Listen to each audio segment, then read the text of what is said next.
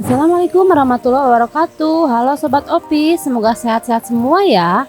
Masyarakat yang memegang teguh warisan leluhur akan senantiasa hidup dengan alam kampung adat berbeda-beda ya Sob. Yup, seperti biasa, sebelum Opi bahas kelanjutannya, jangan lupa untuk di like, subscribe, dan nyalakan loncengnya agar Sobat Opi tak ketinggalan di setiap pembahasan terbarunya. Masing-masing adat berbeda-beda ya Sob, ada yang sama sekali menolak alat elektronik atau ada juga loh yang terbuka terhadap kemajuan teknologi.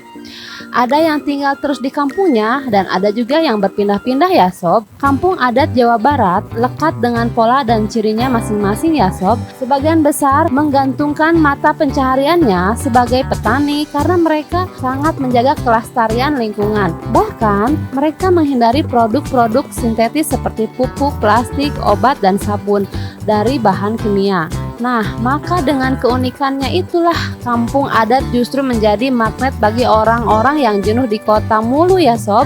Karena dengan udara kota yang padat dan kararebul ya Sob, ada beberapa kampung adat di Jawa Barat yang diwariskan nenek moyang kita.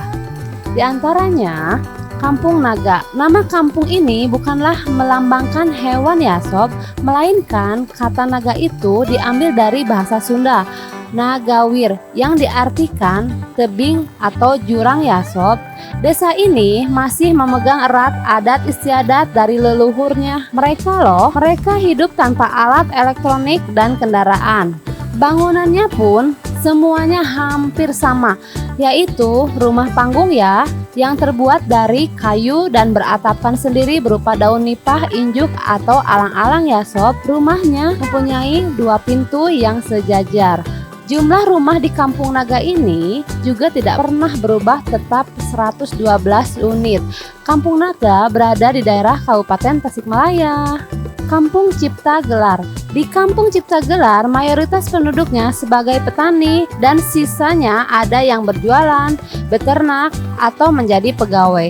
Setahun sekali mereka menanam padi serentak ya Sob, karena masih terikat tradisi. Petani di Kampung Cipta Gelar pun tidak memakai pupuk kimia, traktor, atau mesin giling. Dan semua hasil panennya pun tidak boleh diperjualbelikan, biar cukup untuk tahun kedepannya.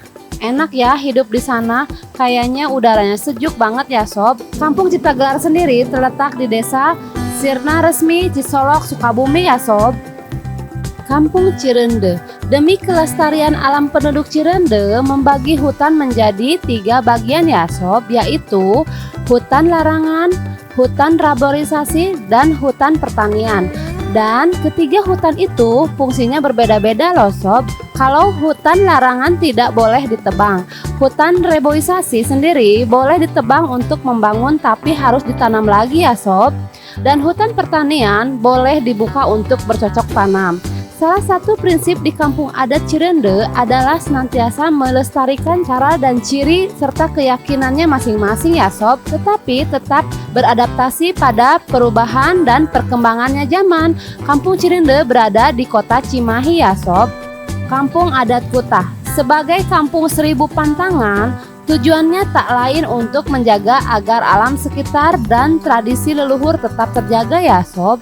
Salah satunya pantangan di Kampung Kuta membangun rumah, tembok, dan genteng. Pantangan berikutnya, warga juga dilarang membuat kamar mandi atau jamban di masing-masing rumah ya Sob. Sebagai gantinya, warga menggunakan kamar mandi umum ya Sob, yang menyatu dengan kolam ikan. Itu tuh yang bentuknya terlihat tengah badan ya Sob. Warga juga tidak boleh menguburkan jenazah di kawasan Kampung Kuta agar air tanah tidak tercemar, dan tak boleh bikin sumur juga ya di kampung ini ya Sob. Karena tanah di desa Karangpaninggal, Kecamatan Tombak, Ciamis ini tergolong labil. Kampung Adat Pulo. Perkampungan yang didirikan oleh Mbah Dalem Arif Muhammad ini terletak di daerah Cangkuang, Leles, Garut ya Sob.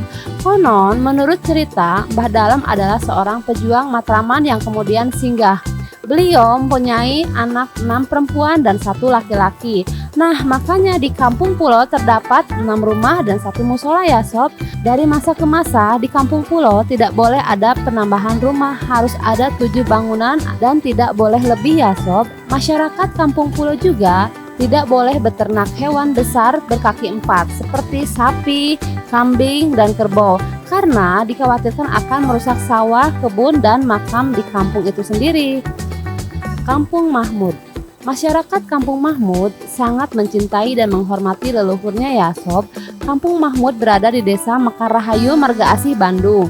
Kampung adat ini adalah kampung yang bersejarah loh sob, dan hanya dihuni oleh 200 kepala keluarga loh.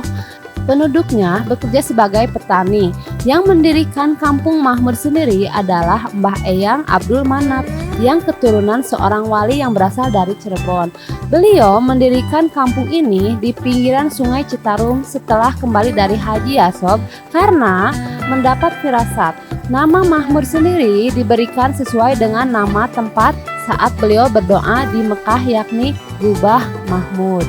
Nah, hanya itu ya sob yang bisa Opi bahas. Apalagi nih sob yang mau Opi bahasin. Bila ada nama atau tempat yang salah, mohon dimaafkan ya sob. Kan kesempurnaan bukan milik Opi. Bila ada kritik dan saran, komen di bawah. Assalamualaikum warahmatullahi wabarakatuh.